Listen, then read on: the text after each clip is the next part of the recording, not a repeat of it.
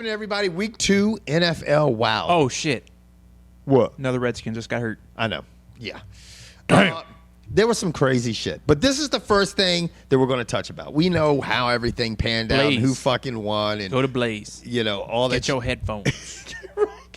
Yeah, go to Blaze and fucking get those headphones. And download the Stitcher app. Yeah, why not? Yeah, go to Stitcher app. You can go to Stitcher.com/Kevin White and put in promo code Kevin White, and you can get a chance to win $100. I know you guys love free shit. I know you guys all could use $100 in your pocket. And I'm going to tell you right now, as of week 2, the 49ers have won the Super Bowl. They are nasty as shit. As of week 2, not only have the 49ers won the Super Bowl, but the NFC West could arguably be the best division now in fucking pro football right now. You out there tell me who has a more physical team, the whole team, than the 49ers.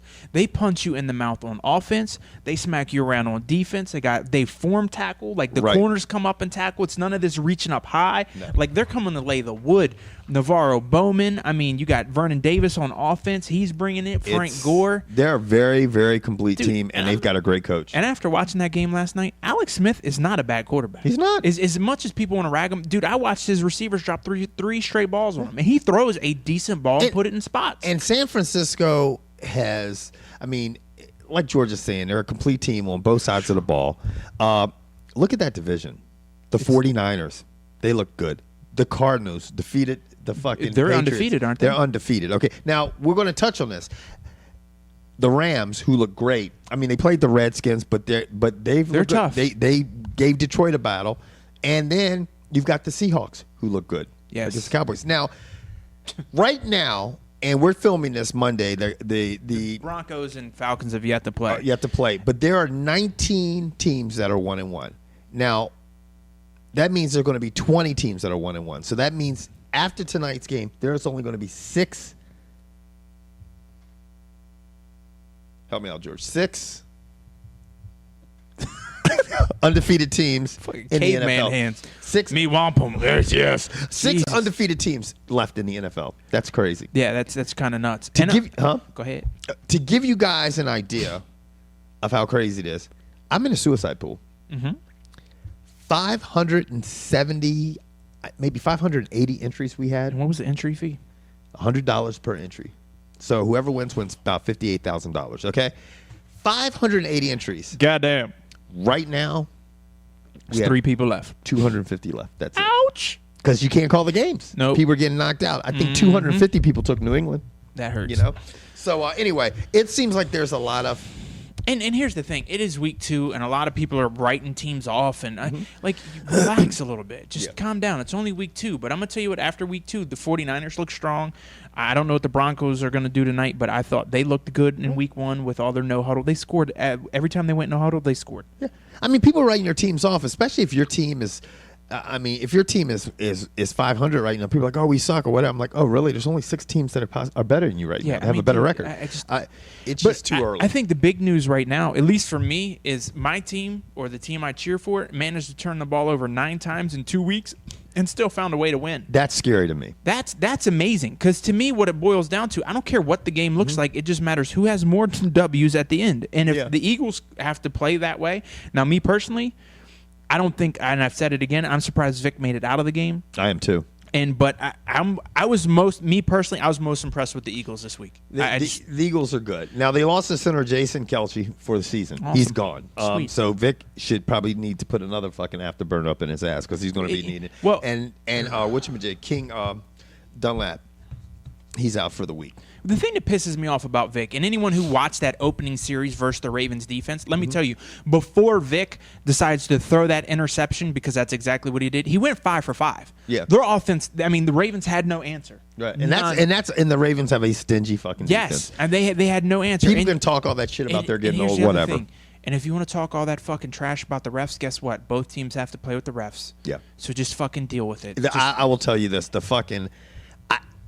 you all know I'm a Redskins fan, but let me tell you something. The Redskins-Rams game was the worst officiated game. There were so many fucked up things. And the Redskins were getting a lot of the breaks at first. And then towards the end, the Rams got through. But it was so bad that I know both of those coaches are like, what the fuck? I don't understand. Like, what officiating from college to NFL, what is so damn difficult? I don't know. What's difficult? What's different? They just don't have it down, man. Supposedly, like in the college game, like down the field, this is not a penalty. Right. In the NFL, it is, and they're not calling it. So the D-backs are getting away with murder, and the wide receivers aren't adjusting. Right. Well, here's the thing: if you have big physical wide receivers, tell them to be physical back till you get a call. Yeah, because if they're not picking up on it or calling it, then you're fucking good. Now, injuries in the NFL. Oof. We're going to start. I mean, with the mass unit. Oh, the Lions, dude. The Lions lost their cornerback Drayden Florence, and their secondary is suspect. But they was suspect before the season started. Now, so they're hurting there. The Washington Redskins front seven, they don't have the most athletic linebackers right now. The most athletic person on that defense is out for the season. Brian Orakpo, done. Gone. Another person on that front three, gone. Now, your biggest problem right now, you have no corners. Yeah, you have you have and no. If the quarterback's not getting any pressure on it, the Redskins have a lot of fucking problems. It's just their not defense, looking it's gonna good be, in fucking it'll Landover, be interesting. Maryland. Now here's a question, okay. and I want to, since we're on the Redskins. Okay. And I sat here at this table and said I fully expected the Redskins to be 1-1 after the first 2 weeks. Right. And I was shocked at who they beat, and I'm shocked at who they lost to. But I still think by the end of week 5, they're going to be 4-1. After that, it gets real tough real quick.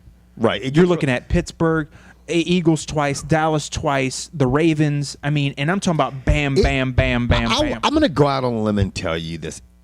If I look at a type of team, a team that has, I'll tell you the team that could be built to put numbers up on like the fucking Patriots with those tight ends and but the Aaron slot Hernandez receiver. Is hurt.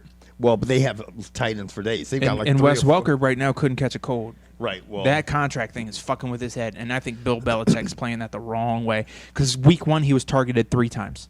Come on, man. Well, I think if he played the Redskins, they target him a little bit more. But anyway, I mean, the thing is that if you run the 3-4, you've got to have some big athletic linebackers, and they got to be able to cover backs out of the backfield. Who's your defensive coach? Huh? Who's your defensive coach? Fucking Witchmagic. Haslett. Jim Haslett. Never liked him. Yeah. Never. He was great when he was with the Steelers, but I mean, what year was that? 80. 73. I don't know, something like that. I'm not a fan of Haslett. Never have been. Never will. Now, let me ask you this: who else is hurt? Who else is hurt? Let me go down the line. Okay, now the Dallas Cowboys, they don't have Gerald Sensabaugh. He's out for a couple weeks. That's their safety. The Rams left tackle Roger Saffold, he suffered damage to his ACL, so he's fucked up for a while. That was according to Jeff Fisher. The Jacksonville Jaguars expect Blaine Gabbert to be back and be prepared to play. So that's big in fantasy. Ryan Tannehill, speaking of young quarterbacks, looked pretty decent. Yes, he did. And so did Reggie Bush. Huh? Whedon came back. Whedon bounced back from a horrific week 1 and came back and had a decent week 2. I think he passed for over 300 yards. And it's believed that other significant injuries, Ahmad Bradshaw for the Giants, believe he has a neck sprain. Other than that, there was no really significant injuries. Trent Richardson looks good, too, as a rookie. Yeah, he is. And Andrew Luck bounced back. I'm glad to see these rookies who didn't Russell have the Wilson best weeks bounce back and play well, because that's what you need. And why do you think the NFL started this year with 5 rookie quarterbacks? I just think the way college football is being played different now. I mean, and I think a lot of for example, I'll give you an example. And I say this because I know a little bit more about the team because they're local. Shanahan is taking plays from Baylor's. They're using plays from Baylor and running because they're like he's comfortable with them. You know what I'm saying? They're using some of Baylor's plays and they're working. You can't look at RG3. He's doing everything for how long I don't know until he gets broken up like Vic. But right now it's working. I think a lot of these fucking NFL quarterbacks are like, we're really going to build our offenses around how these quarterbacks play. You know what I mean? You know what I think it has to do with? What? The salary cap. You have nothing to lose anymore. Yeah, well, think about it. They're playing harder for that. Yeah, I know. Sam Bradford was like guaranteed like $68 million up front. Do I really want to throw him out there to the Wolves early on? it's a lot of money. Yeah. And that's up front. Like, that's a lot of money tied up. Right. Now I'm looking at RG3 of these guys, and it's $20 million. Still, that's a shit ton of money. Right. But considering 20 to 60, that's a $40 million I get to put back in my pocket. So I think, who cares? Yeah. I think these rookies are going to get way more shots because here's the thing. But you're being way underpaid compared to what you used to. Right. And if you're going to outperform Tyrone Biggums, who's been here for 13 years and making 10 times, bye. Well, this is another thing, too. There's two sides to that story, too. You also have to think, being the quarterback coming in, now you have more incentive to get past that first fucking contract. You're thinking, shit, man, I got to learn this system. I got to you got to act like you got to play like. You don't have to learn the system. They'll just bring in your college plays. Right. Well, to me, that would make me nervous. I'm sorry. That's just a little bit scary. Well, no. Well, they say, well, this is the thing. I got to disagree with you. They have said that Shanahan's offense is very complex. Yes. Now, they're saying that in addition to what he has to learn, he's picked up on the offense very good. They have a very complicated offense that they're also bringing in Baylor's place because they said it fits for him, that scheme. I don't see anything wrong with that if you're adding it to your playbook. As long as Alfred Morris stays healthy, he'll have a great season. Seriously, right. that dude right there is a find. And let me tell you, you want to fuck with Shanahan? Ask Terrell Davis. 6th round pick, 7th round pick, just like this guy. Look at Robinson from the fucking service, the other guy. I mean, they've had. He finds him. He finds good linemen. Well, this running back, that running back is a fucking load. He is, yeah.